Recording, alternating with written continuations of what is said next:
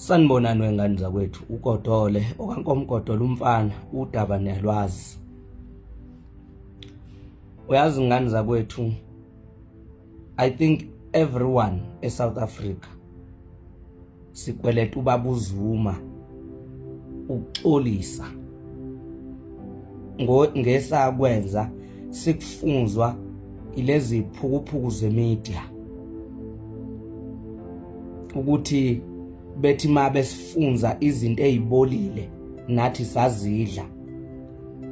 Ngiyacabanga ukuthi abaningi bazwile umkhwanazi ukuthi ubechaze thini ngesimo sokuhlukumezeka kaBaba uZuma uma ubumlalele kahleke, ngaphandle made umlalele ngamakhala, made umlalele ngendlebe umzwile. Siyamkweleta ukuxolisa even namasela kaANC ngoba kunamhlanje ayabona